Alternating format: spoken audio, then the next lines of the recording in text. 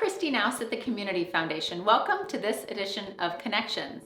Today I've got Scott Raecker joining me. Scott's the Executive Director with the Robert D. and Billie Ray Center at Drake University. Thank you, Scott, for joining me today. We have a very important conversation to have for you, especially as we're heading into this very busy political climate that we've got throughout the next year, but also heading into caucus time.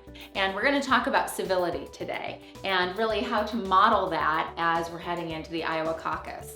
I think one of the most important things, Kristi, as we head into the caucuses and beyond, is the intentionality of building positive relationships, personal, one-on-one, not just with people that think like we do and are in our circle of influence, but seeking those that are different than us and new and trying to understand their perspectives. The caucus process gives us a great opportunity to do that. Yeah.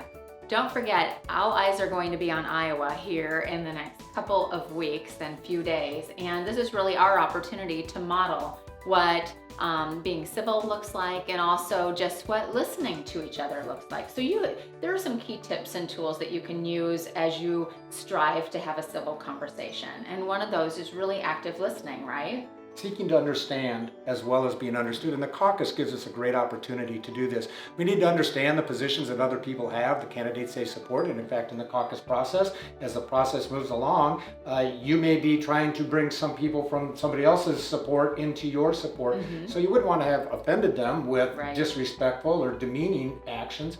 And I do think we are the spotlight of the world in these next couple of weeks. And it's incumbent upon us as Iowans to use this as an opportunity, the mindset of how do my actions reflect the very best of Iowa? Mm-hmm. As we have our differences, how do we resolve those? Because we have that opportunity to model positive and constructive civility in our dialogue and our actions in front of the world. That's right. We've had these conversations for years now. And one of the things that we have continued to notice over time is as social media continues to be at the forefront in everyone's really use, there tends to be some uncivil conversation that happens or behavior that happens. What are some of your thoughts about social media and civility? Two important tips, I think, around social media, and that is one, thinking through if this is the right medium to be having and engaging in this conversation. It may be a better place, a one-on-one conversation, a phone conversation.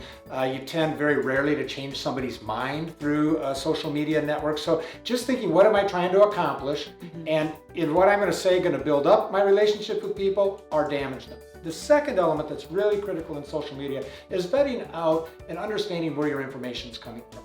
Is this a viable source of information? Is this factual? Is it clear? It used to be that, the information we got when I was growing up came from very vetted media sources. And there's a lot of great media sources that still vet their information.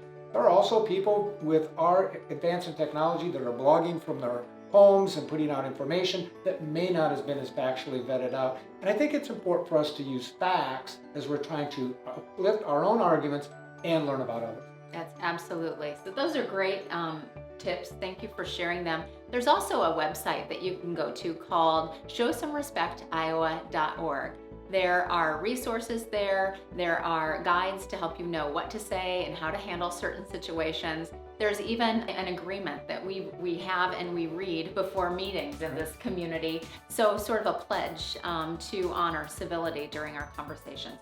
Thank you for the work that you do, not just in Iowa, not just in Des Moines, but really around the globe, helping to build character and civility, and for being my guest today. We are most certainly better together in this work.